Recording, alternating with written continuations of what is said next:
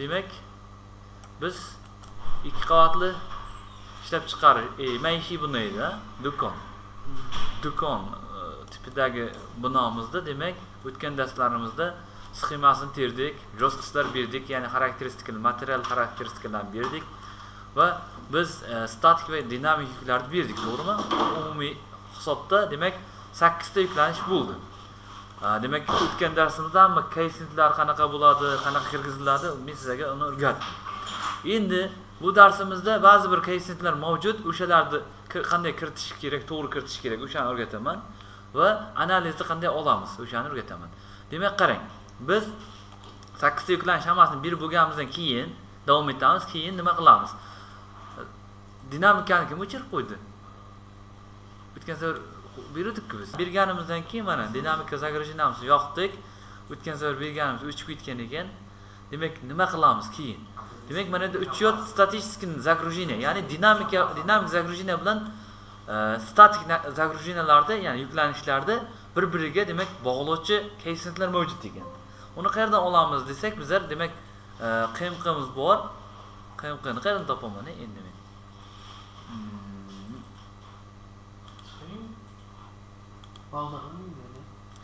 Davom etamiz. Mana bu yerda kerak edi-ku. Konstruksiya ichidamidi? Demak, seysmik hududlarda qurilish qiyinqini ochsak, mana shu yerda demak o'sha dinamik загружение va statik загружение yuklanishlarni bir-biriga bog'lovchi keysintlar mavjud.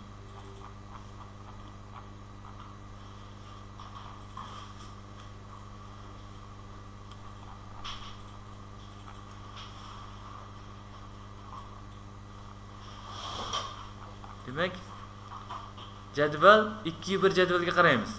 Mana qarang, yuk turi deyapti. Doimiy bo'lsa 0.9%, 0.9 koeffitsient bilan olinadi, bir kishi koeffitsiyenti bu. Dinamika bilan statikani bir kishi koeffitsiyenti doimiy uchun. Uzoq muddatli muvaqqat yuklar, vaqtinchalik yuklarda, ya'ni 0.8 olinadi, qisqa muddatli uchun 0.5 olinadi. O'sha yerdan qarab olinadi va mana bu yerga qanday kiritiladi degan savolga javob topamiz. Demak, dinamik загружение nomerini yoz deyapti. Demak, nomer dinamik загружение 7, qaysi statik загружение bilan? Demak, 1 bilan, to'g'rimi? Birinchi. 1 постоянный, ya'ni xususiy va doimiy edi, to'g'rimi? Umuman qancha edi? 0.9 olamiz. Chunki mana bu yerda yuklar va ta'sirlar qiyinqi 2.01.03.19, ya'ni seysmik hududlarda qurilish qiyinqasida demak mana bu yerda 0.9 olyapti doimiy uchun. Doimiy yuk hisoblanadi-da bu. Mana bu yerda plus bosamiz. Ko'rdingizmi? 7 bilan 2, ya'ni ikkinchi загружениemiz nima edi? Uzoq muddatli yuk edi, to'g'rimi? Vaqtinchalik uzoq muddatli. Bu 0.8 olinadi. Mana bu yerda yozib qo'yibdi 0.8O deb. Mana. Hayla 0.8O deb. Ko'ryapsizlar? O'shandan 0.8 olib qo'yamiz. Uchinchi загружениemiz nima edi? Vaqtinchalik qisqa muddatli yuk. 0.5 olamiz. Buni ham yozib qo'yibdi mana yerda qisqa muddatlilar uchun, demak 0.5 olasan deb. Va 4-chi загружениemiz qor yukimidi? Birinchi загружениemiz demak xususiy edi, ikkinchi загружениemiz doimiy edi, to'g'rimi? Demak bizlar adashdik. Agar bitta загружение ochaylik-da.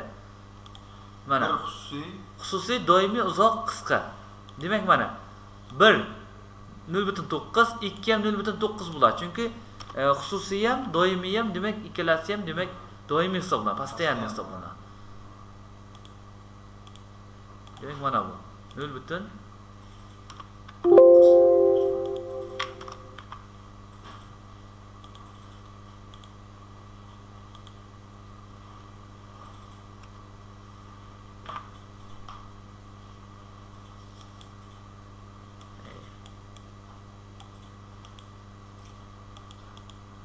İki bilan 0.9, 3 bilan 0.8 uzoq muddatli bo'lgani uchun, 4 bilan qisqa muddatli bo'lgani uchun demak 0.5. Va xuddi shunday 8-загружениemiz ham zilzila bo'lgani uchun 8 bilan 1 0.9, 8 bilan 2 0.9, 8 bilan 3 0.8, 8 bilan 4 0.5. Nima uchun shamol bilan hisoblamayapsiz desa, shamol dinamik zagrujdan bir tur hisoblanadi. Tushunarlimi? Shamol shart emas. Yo'q. Bu dinamik zagrujdan bilan, ya'ni yuklanish bilan statik yuklanishlar bir-biriga birgalikda ishlash keysinglar, birga ishlaydi degan ma'noni bildiradi. Shamol bilan zilzila hech qachon bir vaqtda sodir bo'lmaydi. Agar bir vaqtda sodir bo'ladigan bo'lsa, o'zi u zamonda oxiri bo'ladi, o'sha tsunami, o'sha holatlar yuzaga kelishi bo'ladi. Hech qachon sodir bo'lmaydi deb qaraladi u narsa. Tushunarlimi? Shu firmasini bermadingiz firmani. Labay? Firmasini. Tepada firmasinimi? Yuk sifatida berdik-ku, firma emas, yog'och edi-ku. Yog'och bo'ldi. Ha, yog'och bo'ldi-ku, eslangizdan chiqib ketdimi? Demak, bu keysini kirgizishni o'rgangandan keyin kirgizdik mana. Keyin yana bitta keysimiz bor. Demak, predelная непругая деформация, ya'ni materialda noelastik deformatsiyalanish keysini mavjud. Mana shu yerga kirib olamiz, mana bu yerdan beramiz. Buni qayerga qarab olamiz desak, mana bu yerda o'sha TMQda mana bu yerda yozib qo'yibdi, hozir ko'rsataman sizlarga. Mana material bo'yicha chegaraviy nisbiy noelastik deformatsiya koeffitsiyenti mu koeffitsiyenti berishni o'rgataman men sizlarga. Demak, mana bu yerda aytyapti, buni ustunlari temir beton karkaslar uchun 5 olamiz. Po'lat karkas bo'lsa ustun, po'lat bo'lsa 7,5. 5 bo'lsa shu. Bizaki 5. Demak, temir beton karkaslarning regillari, demak 7,5 olinadi. Ko'ryapsizlar? O'shanga nisbatan demak mana bu yerda olaman. Hamma tushunyaptimi? Demak, buni ustunlari bo'lsa vertikal demak stерженьlar belgilari mana ko'rdinglarsiz a? Va mana bu yerga kiraman-u, mana. Necha edi? 5 edi. Va mana buni endi gorizontalga qo'yaman. Regillarni ishlayman. Unga fundament ham kiradi, lentishning fundamenti ham kiradi unga. 7,5 midi? 7,5. Endi qarayman. Yana bizda qanaqa element qoldi? Zinalar qoldi, balkon qoldi, stenalar qoldi, to'g'rimi? Mana yerda aytyapti. Demak, temir beton karkaslarning to'sinlari ketdi, kompleks konstruksiyalar, devorlar, karkaslar to'ldiruvchilar terimi. Demak, oliy toifa bo'lsa 7 olasan yoki 10 olasan, 1-2 toifa bo'lsa 4 olasan. 2-3, 1-2 da bizlar. Demak, 4 olsak yetarli devor uchun. Kompleks konstruksiya devorlar. Bizak kompleksimiz toshqish terimi. Bizak qanaqa edi? Qishlik edi, ha? Demak, hozir birinchi nimani olaylik bizlar? Zinani. Zina elementlari uchun mana ko'ryapsizlar-a? Zina elementlari uchun 7,5 deyapti. Balkonlar uchun, mana balkon plitalari va hokazo uchun ham 7,5 deyapti. Ko'rdingizmi? Mana shu yerda demak, shunday mana buni belgilayman. Zina balkonni belgilayman va fundament plitasini ham belgilayman. U ham xuddi shuni 7,5 o'qib ko'rsangiz. Mana shuni demak 7,5 belgilayman. Endi bizda stenalar qolyapti. Stenalar. Stena devorda. Stenalar. Buni qanday olamiz desak, mana bu yerda aytyapti. O'z yukini ko'tarish devorlar. Tosh g'ishtli 3, temir beton 7,5. Bizlarda tosh g'ishtli devor 3 olsak bo'ladi. Demak, o'z-o'zini ko'tarish devorlar mavjudda bizlarda. Lekin ramaga, regelga ta'sir qilyapti-ku. Qaraymiz, u regelga ta'sir qiladigan bormi ekan? Bitta ko'ramiz. 13 qaraymiz odamlar. Bu yerda yozyapti. Yuk ko'tarmaydigan konstruksiya va me'moriy detallar. Hammasi shunga tegishli, yuk ko'tarmaydigan. Mana yerda addini o'z yukini ko'taruvchilar deyapti. Birinchi yoki bir necha quyi qavatlar karkasdan iborat bikir yuk ko'tarish devorlari, binolarning regel to'sinlari va ustunlari bo'lgan binolar uchun demak devor 3 ol. Demak, umumiy hisobda 3 olsak bo'lar devorga, devor terimi uchun. Bu yerda ham 3 bor mana devor terimi uchun. Toshqish terimi devorlari uchun mana 3. Ko'ryapsizlar-a? 1-2 toifada ikkinchi kategoriya bo'yicha. Maslik sinfi 2. Demak, 3 olsak bo'ladi devorga. Tushunarlimi? Mana shu ishlar bo'lgandan keyin buni qanday ko'ramiz, berilgan berilmagan? Mana bu yerga kirsak mana. Kiramiz, переделная непругая deformatsiya emas, mozaikasiga kirsak mana. Ko'rsatadi bizga. Mana 7,5 qaysi? 5 qaysi? 3 qaysi? Ko'ryapsizlar? Bildik bizlar. Koeffitsiyentlar berish turganingizmi? Endi ersu bo'limiga kiramandan mana bu koeffitsiyentlar to'ldirib chiqaman. Demak, постоянный нагрузкада o'sha demak mana bu 0 0 0 berilgan koeffitsiyent o'zi qoladi. Galchkan bosamiz. Постоянный 2 doimiy. Bu ham o'zi qoladi. Uzoq muddatlida faqat mana 1-3 bo'ladi mana bu koeffitsiyent. Chunki yuk bo'yicha ishlash koeffitsiyentini 1-2 emas 1-3 oldik-ku bizlar. Bilsangiz agar mana bu yerda отчетda olganmiz. Hozir ko'rsataman sizlarga. Bu namuna отчет boshqa zadanyaniki. Yuk bo'yicha ishlash koeffitsiyentini mana bu yerda 1-3 olganmiz. Ko'ryapsizlar? 1-3. Mana balans emas bizaki boshqa. Просто 200 edi shunga qarab. Tushunyapsizlar? Demak, shuning uchun 1-3 olamiz. Demak, dolya deltamiz 0 yo'q 1 turadi, mayli.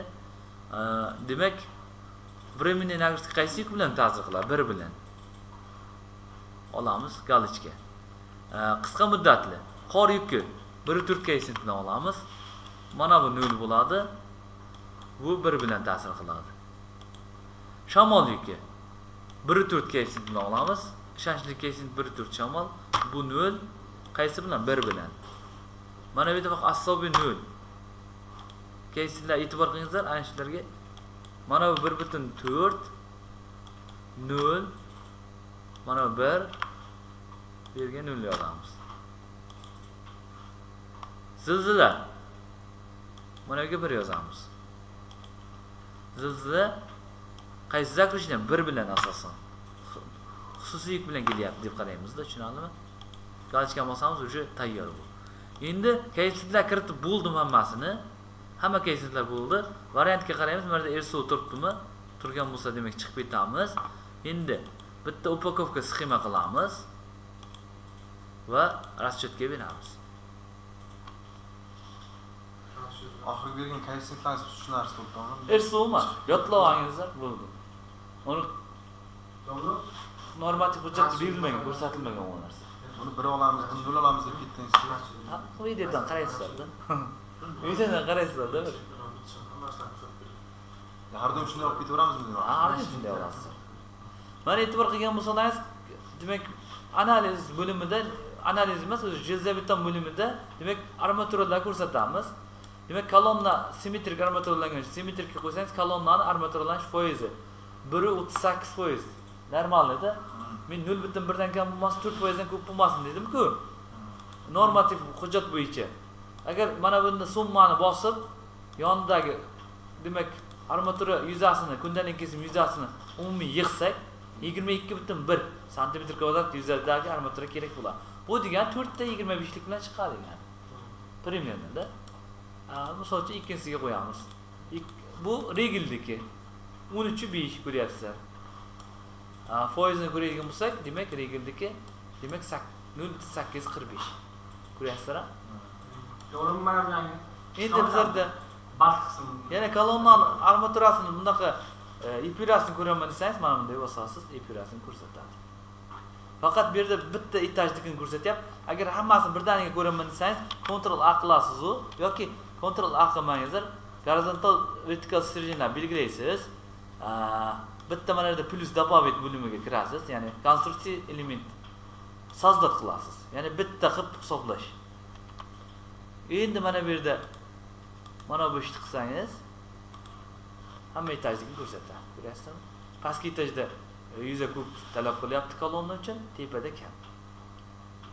Mana bu kolonnani 40 mi?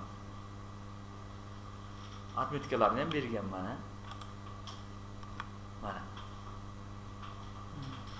Demak, nima uchun pastki etajda 100 katta, keyin tepada kichkina so'rayapti? Sababini bilasizlarmi?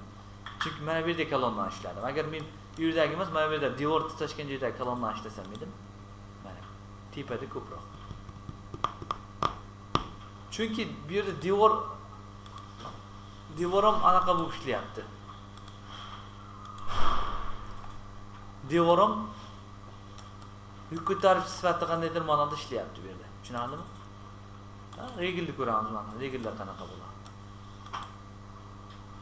Uzluksiz balkan kim ko'rgan? Uzluksiz balkalarni. Qarang, tayanch ustida armatura yuzasi katta va tayanch o'rtasida katta. Ko'ryapsizlar? Tayanch ustida. Mana tayanch ustida katta armatura yuzasi. Bu pastda epirasi, mana bu sxemasi. Oxirgi ko'rib boshqa jo'q bo'lgan, zina bo'lganligi uchunmi shu orada? Mana bu yerda zina bo'lgani uchun bo'linganda. Zina ham qanday bir ma'noda? Ko'ryapsizlarmi? Mana bular nima? Mana bular desa, bular armatura kundalik qismi yuzalar santimetr kvadratda. Bu degani nima degani? Qarang. 7,19 santimetr kvadratdagi demak armatura kerak mana shu tayanch ustiga. Bu degani bu yerda demak tepa qismida 7,19 degani 2 ta 22 lik armatura kamida bo'lishi kerak degani. Tushunadimi?